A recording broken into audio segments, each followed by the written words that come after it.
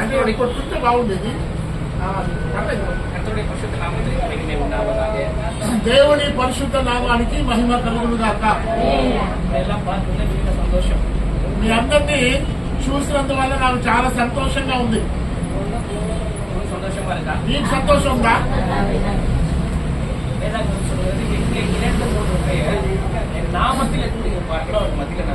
ప్రభు అంటున్నారు, ఎక్కడ ఇద్దరు లేక ముగ్గురు నా నామంలో కూడి ఉంటారో వారి మధ్యలో నేను ఉంటానని ప్రభు చెప్పారు.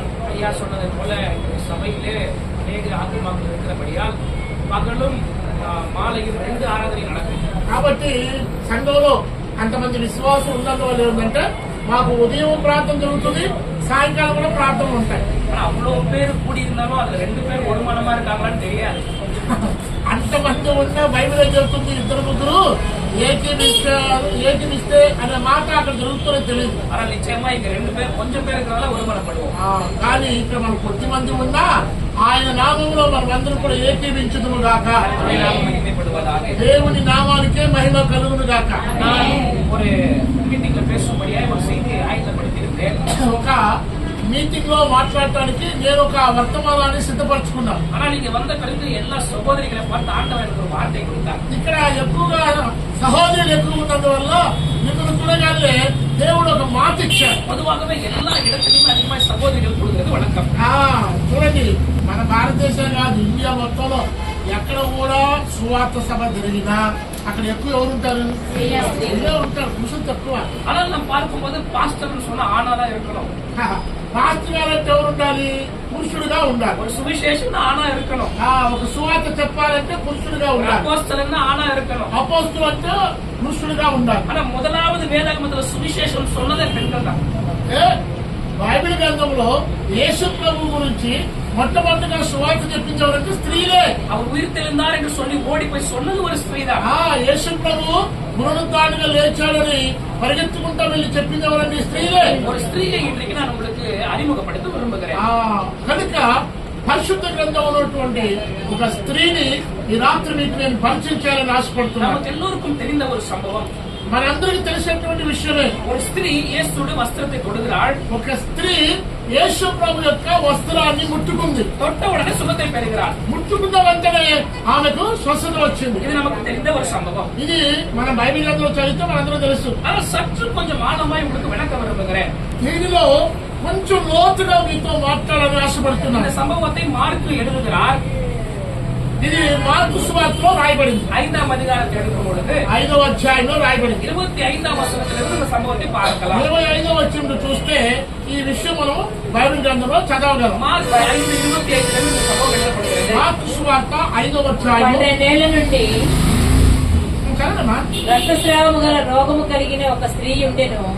ఆమె అనేక వైద్యుల చేత ఎన్నో తిప్పలు పడి తనకు కలిగినదంతయు వ్యయము చేసుకుని ఎంత మాత్రమును ప్రయోజనము లేక 26ஆம் வசனம் சொல்கிறது.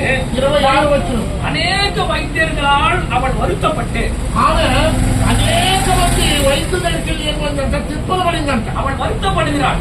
ఆవిడ తిప్పలు పడింది. இயேசு வருத்தப்படுகிறவர்களை என்னிடத்தில் வாருங்கள் சொல்றாரு. యేసు ప్రభువు అంటున్నారు, ప్రయాసపడి భారం మోసుకుంటున్న జిల్లారా నా యొద్దకు రండి అంటున్నారు. இவள் வைத்தியரை தேடி தேடி வருத்தப்படுகிறாள். కానీ ఈమె ఎందుకు ప్రయాసపడిందంటే ఏ డాక్టర్ దగ్గరికి వెళ్ళినా స్వస్థత రావట్లా. పడి పడి పడి ప్రయాస ఎక్కువైంది. வேதாகமம் தெளிவாய் சொல்கிறது. దేవుని వాక్యం రాయబడింది. அவள் உண்டானவில் எல்லாம் செலவு செய்து ఆవిడ దగ్గర ఉన్న డబ్బు బంగారం అంతా కూడా ఖర్చు పెట్టింది. சற்றாவிலும் குணமடையாமல் కానీ డబ్బు అంతా పోయింది, కానీ కొంచెం కూడా స్వస్థత రాలేదు. அவள் வருத்தப்படுகிறாள்.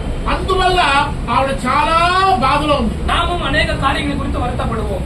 మనం కూడా చాలా విషయాల గురించి ఏం చేస్తా ఉంటాం, దిగులు పడుతూ ఉంటాం. சிலர் கணவரை குறித்து வருத்தப்படுவோம். కొంతమంది భర్తల గురించి దిగులు పడతారు. சிலர் மகனை குறித்து வருத்தப்படுவோம். కొంతమంది కుమారుల గురించి, சிலர் மகளை குறித்து வருத்தப்படுவோம். కొంతమంది ఏమో కుమార్తెల గురించి. மகளுக்கு திருமணம் செய்து கொடுத்தா அந்த குடும்பத்தை குறித்து வருத்தப்படுவோம். ఒకవేళ కుమార్తెకి వివాహం అయితే ఆ కుటుంబాన్ని గురించి. இப்படி ஏதோ ஒரு வருத்தம் நமக்குள்ள இருக்கிறது. ఏదో ఒక బాధ మనలో ఉంటుంది. இவளுக்கும் ஒரு வருத்தம் இருந்தது. ఈవిడ కూడా ఒక బాధ ఉందట. என்ன வருத்தம்? ఏంటా బాధ? அந்த வியாதி வருத்தம் கிடையாது. ఆవిడలో ఉన్న రోగాల గురించి కాదట. அவளுக்கு தெரியும் 12 ஆண்டுகள் நான் இதை சுமக்கிறேன். 12 సంవత్సరాలుగా నేను ఈ బాధను అనుభవిస్తున్నాను. அதிகமான பாடுகளை சுமக்கிறேன். ఎన్నో శ్రమలు పొందుతున్నాను. ஆனால் யாரும் என்னை குணப்படுத்த முடியவில்லை என்ற வருத்தம். కానీ ఎవరు కూడా నాకు స్వస్థత ఇవ్వట్లేదు, అదే బాధ. எவ்வளவு செலவு செய்தாலும் குணமடைய முடியலையே என்ற வருத்தம். ఎంత డబ్బు ఖర్చు పెట్టినా కూడా నాకు స్వస్థత రావట్లేదు అనేది ఆ బాధ. இப்படி இந்த ஸ்திரீ இங்கே காணப்படுகிறாள். ఇటువంటి స్త్రీ మనం వాడిని చూస్తున్నాం. 27ஆம் வசனம் சொல்கிறது, ఆమె యేసుని గురించి విని அவள் இயேசுவை குறித்து கேள்விப்பட்டு నేను ఆయన వస్త్రములు మాత్రం ముట్టిన బాగుపడదని అనుకొని போதும். இந்த வசனம் சொல்கிறது, చాలమ్మా చాలండి. ఇప్పుడు చూడండి వాక్యం ఏమంటుంది. அவள் இயேசுவை குறித்து கேள்விப்பட்டாள். యేసు ప్రభు గురించి ఆమె విందట. இயேசுவை குறித்து கேள்விப்பட்டு యేసు ప్రభు గురించి విని அதற்கு முன்பு அவரை பார்த்ததில்லை. అంతకుముందు యేసుని ఆవిడ చూసిందా? చూడలేదు. இவரை போல ஒரு மனிதர் இருந்தார். ఇలాంటి మనుషుడు ఉన్నాడా? அவர் பெயர் சங்கேயு. ఆయన పేరు జక్కయ్య. அவர் என்ன செய்கிறார்? ఆయన ఏం చేశాడు? இயேசு எப்படிப்பட்டவர் என்று యేసు ఎలాంటి వాడో అని பார்க்க வகை தேடினார். యేసుని చూడాలని బయలుదేరాడు. இப்ப நான் என்ன கேட்கிறேன், నేనేమంటానంటే இப்ப இயேசுவை குறித்து நீங்க கேள்விப்பட்டால் యేసు గురించి మీరు విన్నారు, என்ன யோசிப்பீங்க? ఏమనుకుంటారు? அவரை பார்க்கணும், ఆయన చూడాలి, அவரோட பேசணும், ఆయనతో మాట్లాడాలి, அவரோட கை கொடுக்கணும், ఆయన చెయ్యాలి, அவரை வீட்டுக்கு கொண்டு போகணும், ఆయన నా ఇంటికి పిలవాలి, அவருக்கு ஷால் போடணும். ఆయన శాలో తప్పాలి. இப்படி நாம் யோசிப்போம். ఇలా మనం ఏం చేస్తాం? ఆలోచన చేస్తాం. ஆனால் அவளோ అయితే ఆవిడ இயேசுவை குறித்து கேள்விப்பட்டு యేసు గురించి విని பார்க்க விரும்பல, యేసును చూడాలనుకోలే, அவரை மீட் பண்ண விரும்பல, ఆయన కలుసుకోవాలనుకోలేదు, அவருக்கு கை கொடுக்க விரும்பல. ఆయనకి చెయ్యాలని ఆశపడలే. அவர் வஸ்திரத்தை தொட்டால் போதும். ఆయన వస్త్రాన్ని ముట్టుకుంటే చాలు. அல்லேலூயா. அவள் எப்படி கேள்விப்பட்டிருப்பா? చూడండి ఆవిడ ఏమని వినంటుంది యేసయ్య గురించి? இயேசுவை குறித்து எப்படி கேள்விப்பட்டிருப்பா? యేసు గురించి ఏమని వినంటుంది? ஒருவர் இயேசுன்னு இருக்கிறாரு, యేసని ఆయన ఒక ఆయన ఉన్నాడు, அவர் ஊழியம் செய்து கொண்டிருக்கிறாரு, ఆయన సేవ చేస్తున్నాడు, நாசரேத்திலே பிறந்தாரு, ఆయన నజరేతులో పుట్టాడు, உலகம் தேசம் முழுமே சுத்தி கொண்டிருக்கிறாரு, లోకమంతా తిరుగుతున్నాడు, அவர் தொட்டாலே சுகம் பெற முடியும். ఆయన ముట్టుకుంటే స్వస్థత కలుగుతుంది. யாரோ ஒருவன் சொல்றா, என் வீட்டுக்கு வராத வாயின் வார்த்தை சொல்லுனா 100க்கு அதிபதி மகன் சொஸ்தமாகறானே. కాబట్టి నా ఇంటికి రావటానికి నేను అర్హుని కాదయ్యా, నువ్వు ఒక మాట చదివమని చెప్పిన శతాధిపతి పనివాడు బాగుపడ్డాడు కదా. ஓ, கண்களை தொட்டால் குருடனை பார்க்கிறார்கள். కళ్ళు ముట్టినప్పుడు పుట్టివాడు చూస్తారు కదా. எப்பத்தா என்று சொன்னால் செவிட்டு ஊமை பேசுகிறான். ఎప్పత్తాను చెప్పగానే చెవిటివాడు విన్నాడు కదా. ஓ, இப்படிதான் இயேசுவை குறித்து அவள் கேள்விப்பட்டாள். ఈ రీతిగా యేసుని గురించి ఆమె వింది. அவ்வளவு கேள்விப்பட்டபடியால் అలా విన్నందువలన அவள் மேல் அதிகமாக விசுவாசம் வைத்தார். యేసయ్య మీద ఆమెకు విశ్వాసం ఎక్కువైంది. ஓ, இயேசுவை பார்க்க அவசியம் இல்ல, కాబట్టి నేను యేసు చూడాల్సిన అవసరం లేదు, அவரோடு கை குலுக்க அவசியம் இல்ல, ఆయనకి చేయవలసిన అవసరం లేదు, அவரை கட்டிப்பிடிக்க அவசியம் இல்ல, ఆయన్ని హత్తుకోవాల్సిన అవసరం లేదు, அவருக்கு முன்னாடி நின்று அழுவ அவசியம் இல்ல, ఆయన ఎదుట నిలబడి ఏడవలసిన అవసరం அவருடைய లేదు. வஸ்திரத்தை தொட்டால் போதும். ఆయన వస్త్రాన్ని ముట్టుకుంటే చాలు. இன்றைக்கு நீங்கள் உட்கார்ந்து கொண்டிருக்கிற நீங்கள் ఈ రాత్రి దేవుని సన్నిధిలో కూర్చున్న మీరు இயேசுவை குறித்து கேள்விப்பட்டிருக்கிறீர்கள்.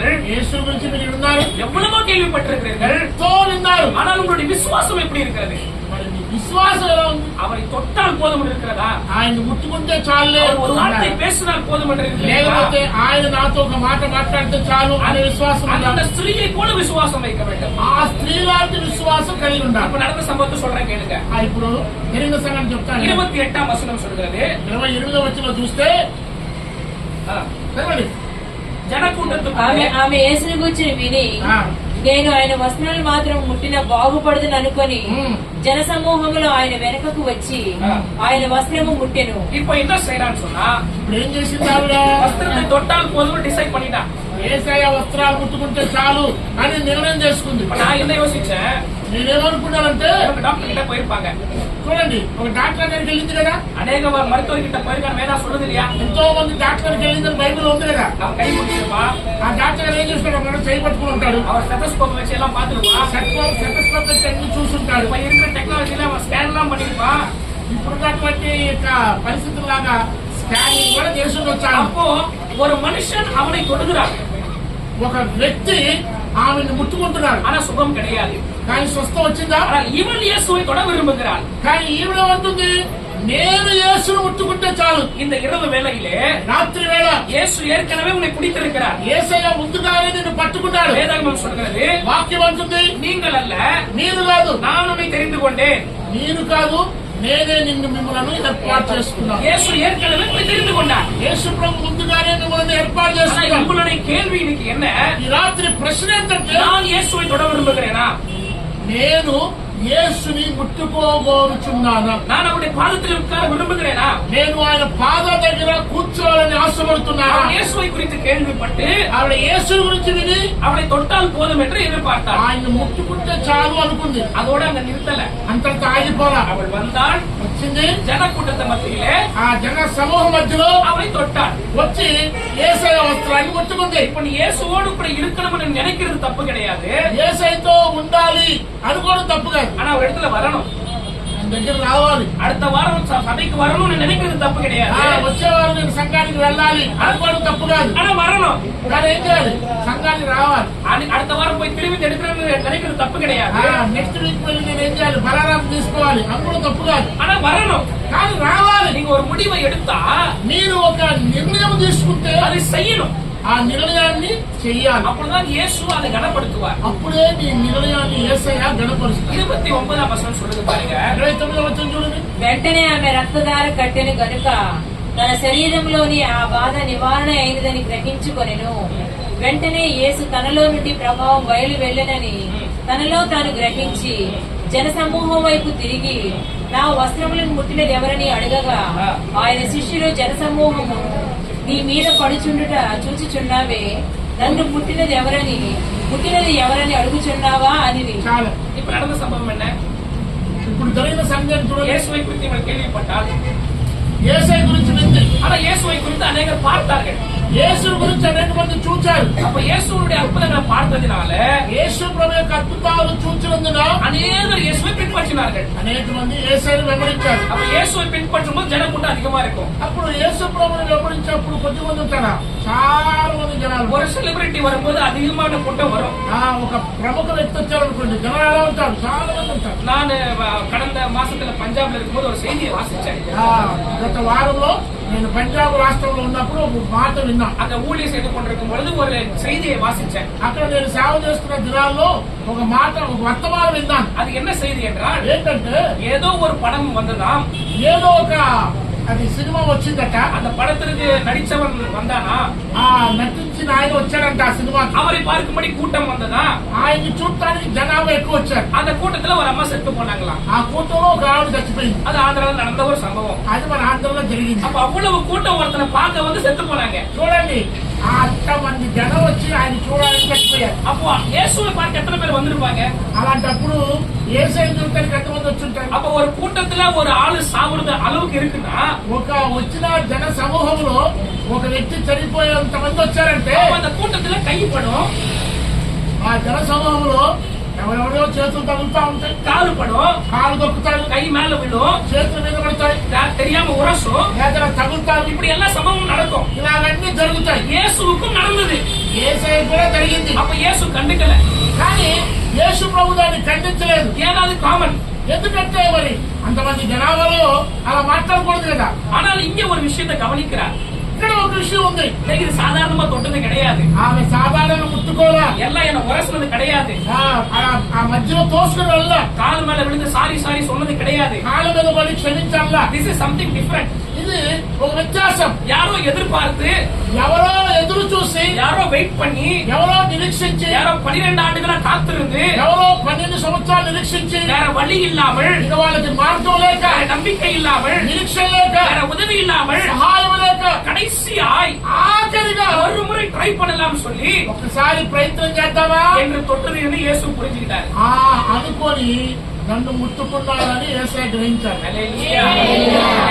ஹல்லேலூயா. இன்றைக்கு இயேசு இடத்துல பார்க்கிறது என்ன? ఈ రాత్రి నీ దగ్గర నుండి యేసయ్య ఏ ఎదురు చూస్తాడో తెలుసా? ஏதோ ஒரு எதிர்பார்ப்போட வந்திருக்கிறார். ఏదో ఒకటి యేసయ్య ఎదురు చూస్తున్నాడు. உலகத்துல 800 கோடி மக்கள், 8 కోట్ల మంది ఉన్నారు మన భారతదేశం. உலகம் முழுமையா 800 கோடி மக்கள். అంటే ప్రపంచం చూస్తే 800 కోట్లు. அப்ப 800 கோடி மக்களுக்கும் ஆண்டவருக்கு டைம் இல்ல ஸ்பெண்ட் பண்றதுக்கு. 800 కోట్ల మందిని దర్శించడానికి ఆయన సమయం ఉందమ్మా. நகைச்சுவையா ஒரு காரியத்தை சொல்றேன். ఒక మాట చెప్తాను. ஒரு ஊர்ல ఒక ఊర్లో ஒரு தூதன் இறங்கினார். ఒక దూత వచ్చాడట. தூதன் இறங்கி சொன்னா, ఆ దూత వచ్చి చెప్పాడంట, உங்களுக்கு என்னென்ன கஷ்டம் இருக்கோ మీకు ఏ కష్టమైతే ఉందో ஒரு மூட்டை கட்டிட்டு என்கிட்ட கொண்டு வாங்க.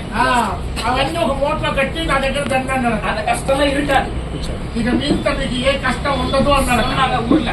అది చెప్పిందంట దూత. புதன்கிழமை బుధవారం 9 மணிக்கு 9 గంటలకు మొగలిరాజపురத்துல చెక్ పోస్ట్ ఏరియాలో நம்ம குப்பையெல்லாம் கொண்டு போ, நம்ம பாரதெல்லாம் கொண்டு போனா కాబట్టి మన మూటలన్నీ తీసుకెళ్తే இனிமே அந்த பிரச்சனையே வராது. ఇక మీదట మనకి ఏ సమస్య ఉండదు. சொன்ன உடனே అనుకొని எல்லாம் லைனா வராங்க.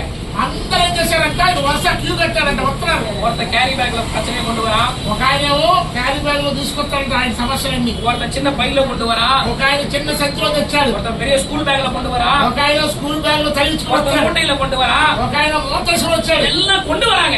అందరూ తెస్తున్నారు. ஆனா ஒருத்த மட்டும் ఒక ఆయన మాత్రం அழகா வந்தா, చక్కగా వచ్చాడు, உட்கார்ந்துட்டு இருக்கான், కూర్చున్నాడు. பிரச்சனையே இல்லாத மாதிரி సిగరెట్ முடிச்சிட்டு இருக்கான். నాకే బాధ లేదన్నట్టుగా సిగరెట్ తాగుతాడంట. இப்ப தூதன் வந்தான், దూత వచ్చింది.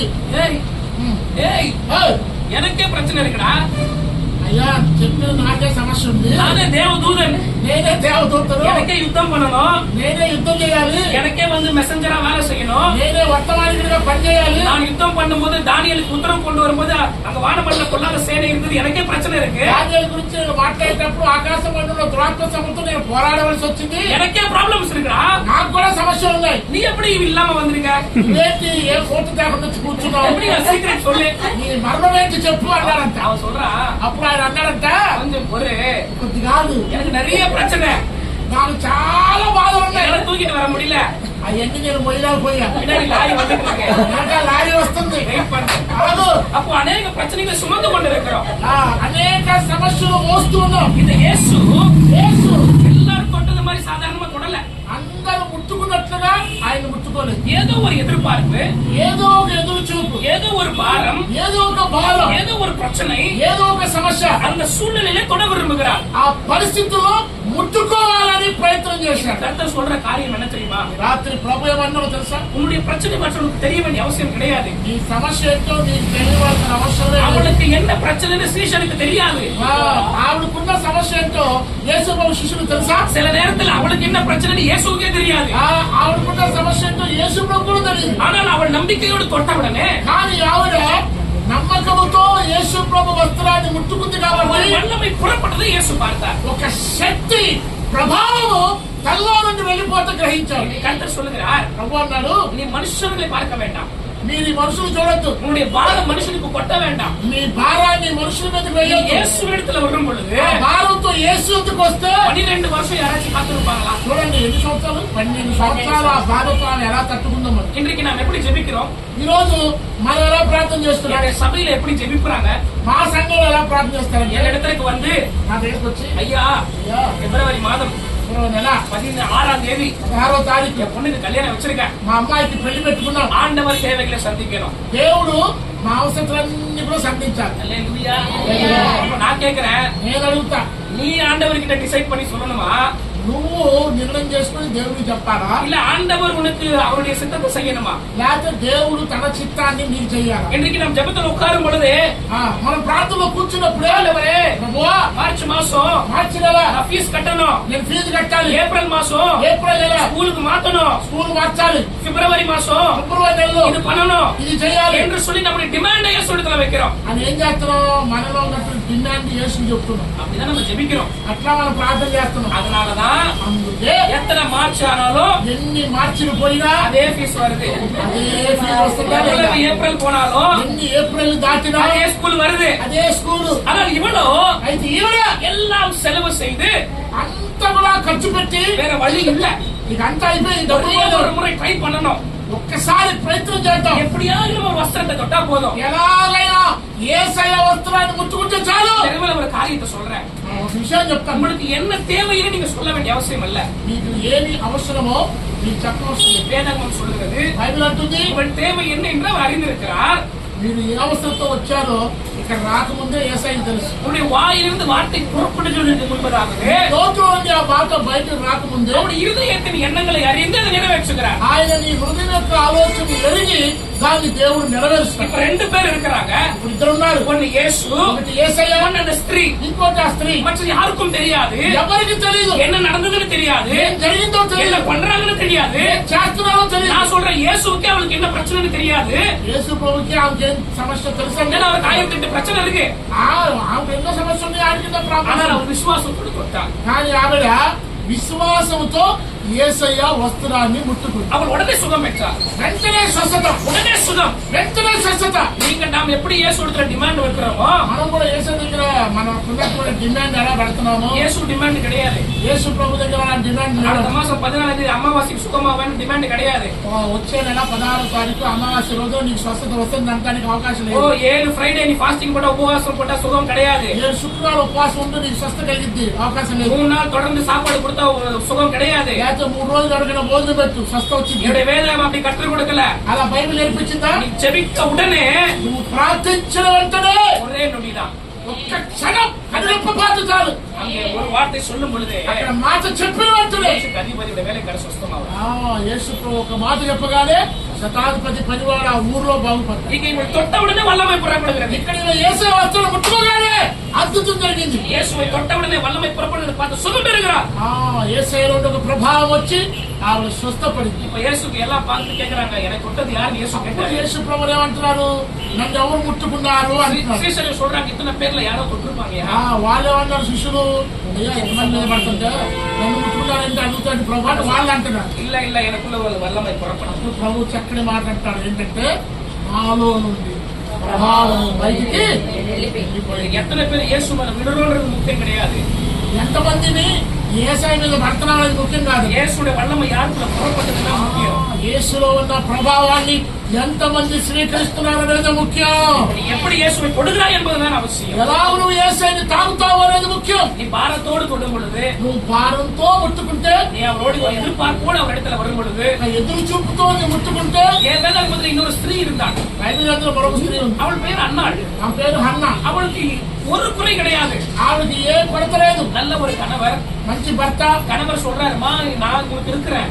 భర్త అన్నాడు నేనున్నా నీకు చాలు. நல்ல ஒரு குடும்பம், మంచి కుటుంబం, நல்ல ஆஸ்தி, మంచి డబ్బులు, எந்த ஒரு குறை கிடையாது. వాళ్ళకి ఏ లోటు లేదు. ஆனால் அவளுக்குள்ள ஒரு குறை இருந்தது.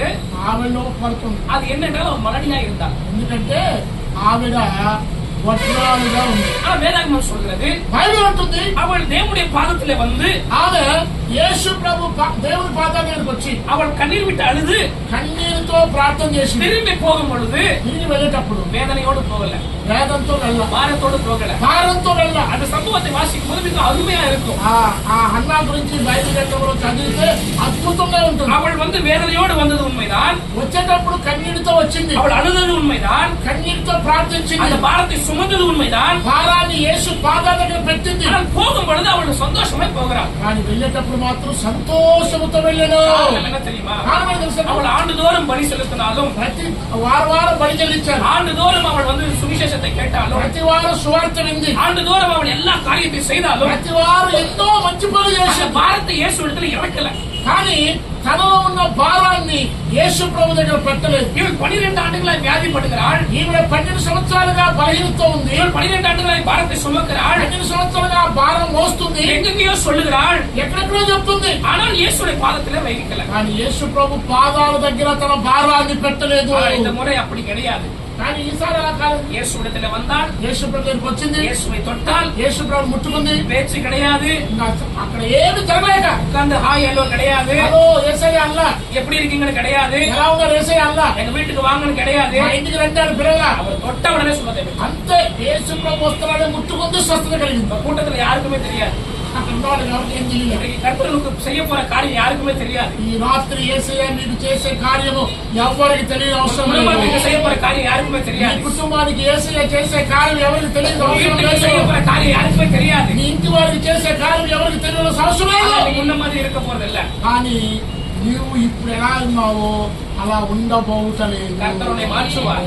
దేవుడు మిమ్మల్ని சூழ்நிலைகளை மாற்றுவார். నీ పరిస్థితులు பாரத்தை మార్చబోతున్నాడు. இறக்குவார். నీ భారాన్ని உங்களை తీసుకుని குணமாக்குவார். నిన్ను స్వస్థపరచబోతున్నాడు. அநேக ஆண்டுகளா வியாதியா இருக்காய், உங்களை குணமாக்குவார். ఒకవేళ అనేక సంవత్సరాలు నువ్వు కూడా వ్యాధితో ఉన్నావేమో. ஓ எங்கெங்கயோ போய் நீ எல்லாவற்றையும் பாரத்தை இறக்கிறாய், ஆனால் இன்னும் சுமந்து கொண்டிருக்காய். கர்த்தருடைய இறக்க போகிறார். ఎక్కడెక్కడికో వెళ్ళి నీ భారాన్ని చెప్పావు కానీ ఆ భారం తొలగిపోలేదు. நீ அதிகமாய் துன்பப்பட்டு இனி என்னால் முடியாது என்ற சூழ்நிலையில் இருந்திருந்தாலும் கர்த்தரிடத்தில் வரும்போது அதை மாற்றுவார். బాగా దుఃఖపడి నా వల్ల కాదు అని ఒక నిర్ణయంతో ఉన్నావేమో. ఈ రాత్రి దేవుడు దాన్ని మార్చబోతున్నాడు. நிச்சயமாய் கர்த்தரை செய்ய உண்மை உள்ளவர். నిశ్చయముగా దేవుడు నమ్మదగిన దేవుడు. நான் முடிக்க விரும்புகிறேன். ஒரு முடிచబోతున్నాడు. சிறிய சம்பவத்தை சொல்லுகிறேன். ఒక చిన్న మాట చెప్తాను. ஏனென்று சொன்னால், ఏంటంటే பொதுவாகவே ஐயாவுக்கு தெரியும், நமக்கு நேரம் ஒன்று கொடுத்தா அது கரெக்டா இருக்கும். మనకి ఒక సమయం అని ఇస్తే ఆ సమయంలోనే ముగించాలి. ஐயா 10 நிமிஷம் கொடுப்போம்.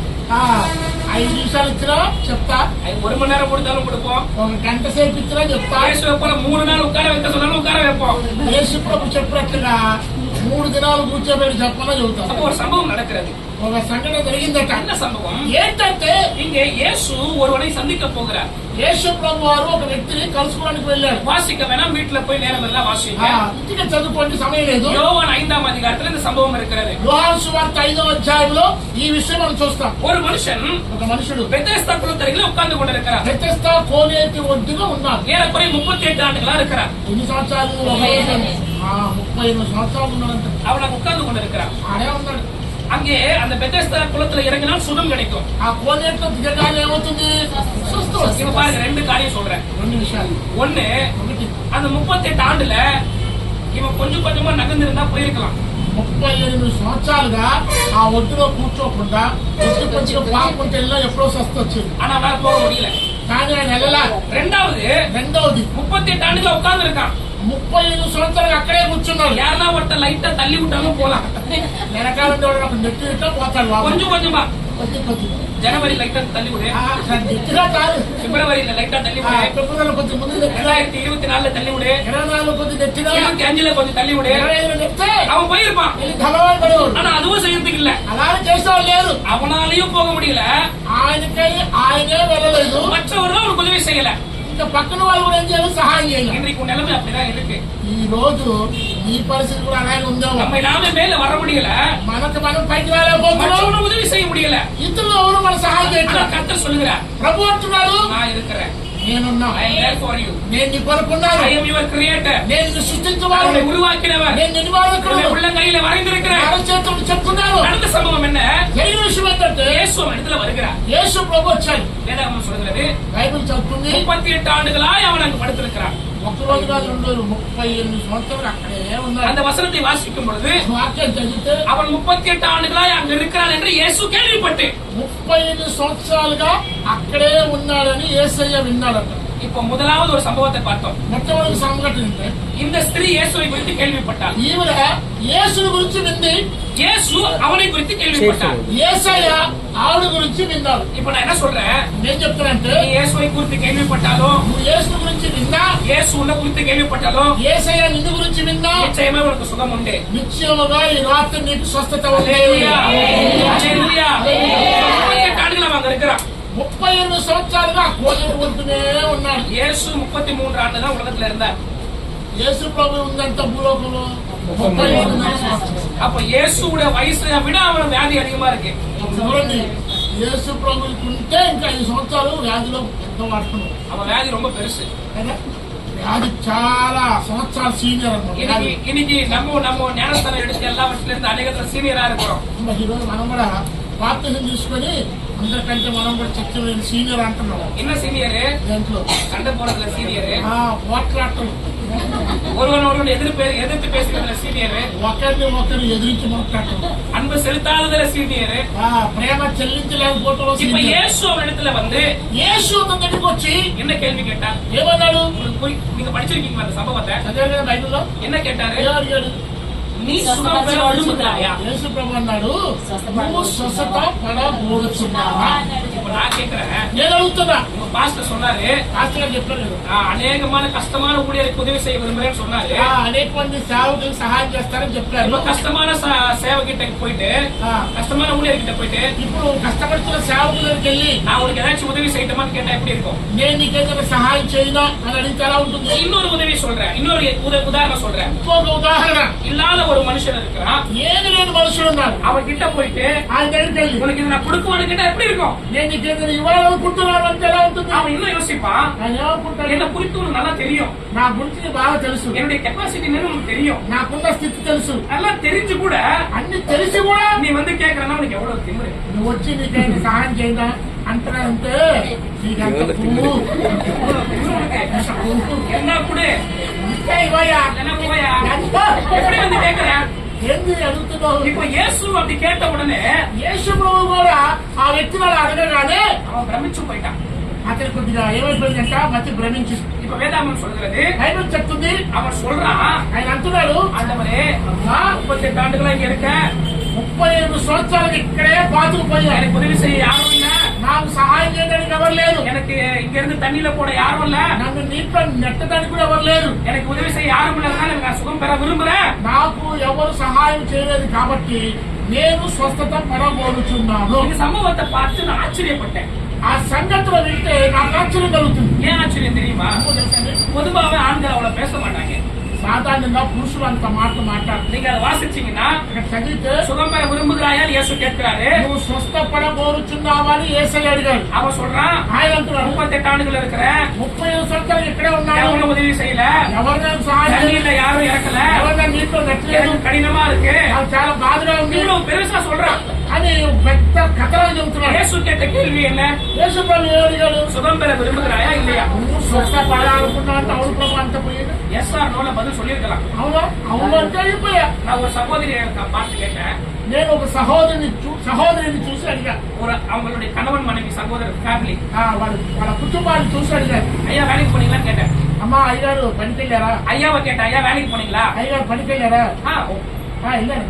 ஐயா சாப்பிட்டீங்களா? అయ్యా తిన్నారా? சாப்பிட்டேன். తిన్నాం. ஐயா நாளைக்கு வேலைக்கு போனோமா? అయ్యారు పనికి వెళ్ళారా? அவ்வளவுதான், சிம்பிள் ஆன்சர். அம்மாவை கேட்டேன், அம்மா சாப்பிட்டீங்களா? అమ్మ తిన్నారా? காலையில இட்லி செஞ்சேன், అయ్యా ఉదయం ఇడ్లీ చేశా, அது பசங்களுக்கு கொடுத்து அமிச்சேன், అది పిల్లలకి ఇచ్చాను, அவன் திரும்பி ஸ்கூல்ல இருந்து வந்துட்டான், ఆయన స్కూల్ నుంచి వచ్చాడు, மீதி இருந்துச்சு, మిగిలింది காலையில சாப்பிட்டேன். అది ఉదయాలే తిన్నారు. நான் கேட்ட கேள்வி என்ன? నేను అడిగాను சாப்பிட்டீங்களான்னு கேட்டேன். తిన్నారా అని అడిగాను. ஆனா அப்பா என்ன சொன்னாங்க? ఆయన చెప్పింది. இந்த வசனத்தை பார்த்து ஆச்சரியப்பட்டேன். ఈ వాక్యాన్ని చూస్తే నాకు ఆశ్చర్యం కలిగింది. இந்த மனுஷன் ஏன் இவ்வளவு பெருசா சொன்னான்? ఈ వ్యక్తి ఎందుకు అంత దేనికి చెప్పాడు? அப்ப எனக்கு ஒரு காரியம் புரிஞ்சுது. విషయం అర్థమైంది. சில நேரத்துல நாமும் కొన్ని సందర్భాల్లో మనం కూడా இயேசுவுக்கு நம்ம பற்றி எல்லாமே தெரியும், యేసయ్యకి మన గురించి తెలియదండి. నీకు తెలుసు. ஆனா தெரிஞ்சு கூட తెలిసి కూడా ஆண்டவரே உங்க சித்தம்னு நம்ம சொல்றது இல்ல. ప్రభువా నీ చిత్తము నాలో జరుగును గాక అంటలా. ஆண்டவரே எனக்கு உதவி செய்யுன்னு சொல்றது இல்ல. ప్రభువా నాకు సహాయం చేయి అంటలా. எல்லாவற்றையும் பேசுகிறோம். ఇక ఈ విధంగా స్టార్ట్ చేస్తే సాయంత్రం దాకా ఖర్చు చెప్తున్నాం. ஆண்டவர் சொல்லுகிறார், ప్రభు అంటున్నాడు எல்லாம் எனக்கு தெரியும். అమ్మా ఎందుకు తెలుస్తుంది? నమస్కారం. அவர் 2 வார்த்தை சொல்றாரு. చెప్పు. தாயின் கருவில உருவாகிறதுக்கு முன்பதாக తల్లి గర్భంలో పిండముగా రూపింపబడక మునిపే நான் தெரிந்து கொண்டேன். నువ్వు నాకు తెలుసు. அதோட முடிக்கல வசனம், அதோட முடியல. వాక్యం అంతతో ముగించలా. இன்னொரு வசனம் சொல்றாரு, అన్నాడు உலகம் தோன்றுவதற்கு முன்பே అసలు ఈ లోకమే పుట్టడానికి ముందే நான் உன்னை அறிந்து கொண்டேன். నేను నిన్ను ఎరిగి ఉన్నాను. எவ்வளவு பெரிய வார்த்தை பாருங்களேன். ఎంత మంచి మాట చూడండి. ஆண்டவர் நம்மை அறிந்திருக்கிறார், ప్రభుకి మన గురించి బాగా తెలుసు, நம்மை தெரிந்து கொண்டிருக்கிறார். మళ్ళీ ఏర్పాటు చేసుకున్నాడు. ஆனபடியால் అందువల్ల எல்லாவற்றையும் ஒரு இடத்துல கொட்டணும்னு அவசியம் இல்ல. నీకున్న చెత్త అంతా అక్కడ పడేయమల్లా. 2 விஷயம். 2 విషయాలు. உன்னால முடிஞ்சா నీ ద్వారా వీలైతే இயேசுவை வந்து தொட்டு பாரு. యేసయ్య నన్ను ముట్టుకోండి చాలు. ஆண்டவர் ஒருத்தனுக்கு இயேசுவை ஒருத்தனோட ஆசைப்பட்டான். యేసయ్యని ఒక ఆయన ముట్టుకోవాలని ఆశపడ్డాడు. இந்த அம்மா மாதிரி கிடையாது, నీవులా కాదు. தொட்டா சுகம் கிடைக்கணும் அப்படி கிடையாது. ముట్టుకుంటే స్వస్థ కలిగిద్దని కాదు, அவன் வேற ஒரு விஷயமா தொட்டான். ఇంకో రీతిగా ముట్టుకున్నాడు. தொட்டு பார்த்தாதான் இயேசு உண்மையா பார்ப்பேன். தொட்டு பார்த்தான். ఏమన్నాడు ఆయన? నీ గాయాల్లో నేను వేలు పెట్టి ఎవరాయన? చూస్తాను. இன்னைக்கு நாமும் அப்படிதான் எதிர்பார்க்கிறோம். రోజు మనం కూడా అన్నాం. நான் என்ன சொல்றேன், నేనేమన్నానంటే சந்தேகத்தோடு கூடாத, సందేహంతో ముట్టుకోవద్దు. அவர் செய்வாரா இல்லையான்னு கூடாத, చేస్తాడా లేదా அவன் అని శోధించొద్దు. యేసయ్య நீங்க அவரை டெஸ்ட் பண்ணாதீங்க, మీరు ఆయన శోధించకండి, நீங்க விசுவாசிங்க, మీరు నమ్మండి, நீங்க நம்பிக்கை வைங்க, నమ్మి కూర్చోండి, அந்த வஸ்திரத்தை தொட்டு பாருங்க, వస్త్రం ముట్టుకోండి. நிச்சயமா ஒரு வல்லமை பெற முடியும். నిశ్చయముగా దేవుని శక్తి మీ జీవితంలో అద్భుతం చేస్తాడు. హల్లెలూయా. హల్లెలూయా. హల్లెలూయా. హల్లెలూయా.